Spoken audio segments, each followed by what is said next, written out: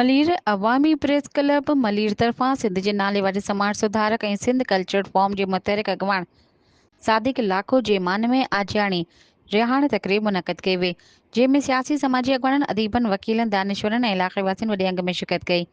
तक़रीब दौरान सादिक लाखो खे संदसि समाजी ख़िदमतुनि जे एतिराफ़ तौरु लाइफ टाइम एवॉर्ड ॾिनो वियो, जॾहिं संदसि जनम ॾींहं जे हवाले सां केक काटियो वियो ऐं सिंधी रिवायत मूजिबि खेसि अजरकनि जा तोहफ़ा पिणु पेश कया विया।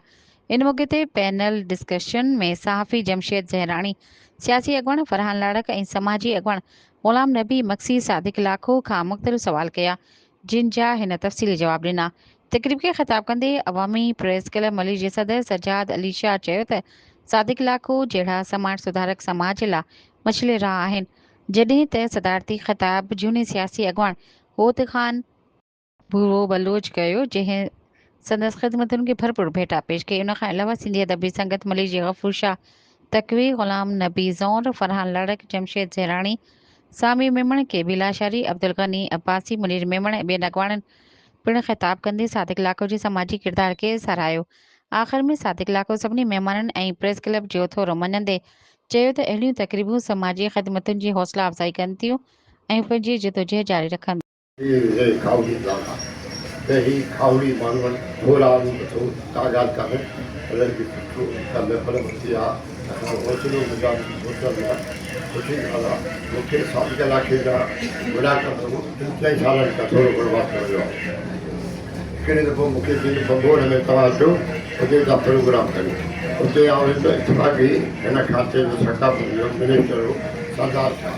असीं 2-4 माण्हू सादो माण्हू गंदी खुले में प्रोग्राम पाण करियो था, सकाफ़त मिनिस्टर सरदार शाह। सो साईं सामी मेमण साहब भी हमेशा जियां कॾहिं वाकई जेको त मोखी जी जेको मज़ार ते, कॾहिं दातारनि जे जेको सो हुन जबल वारी मज़ारनि ते, कॾहिं समुंड जे किनारे ते, कॾहिं किथे ॾींहं मल्हाए पियो। ऐं अॼु वरी साईं सादिक लाखो साहब सां गॾु रिहाण मल्हाए करे इहो साबित कयो आहे त अवामी प्रेस क्लब मलीर उन्हनि सचनि खरनि माण्हुनि सां गॾु बीहे पई ऐं उन्हनि किरदारनि खे ज़मीन मां खोटे करे ॿाहिरि कढी अची करे आवाम जे आॾो पेश करे ऐं उन्हनि जी वाखाण करे थी। अजीब कैफ़ियत आहे,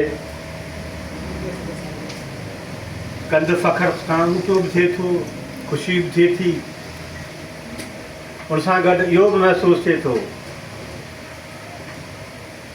त ॿार वधंदो वञे। 2-4 साल पहिरियों ई हिन क़िस्म जो हिकिड़ो शानदार प्रोग्राम साखरे में थियो मूंसां, उते दोस्तनि मूंखे पग ॿधाई ऐं मूं बरबला चयो त पगुनि जा वज़न घणा आहिनि ऐं माण्हू पगूं पाए पगूं विकिणनि था, असीं उन्हनि मां न आहियूं। असीं त लतीफ़ जा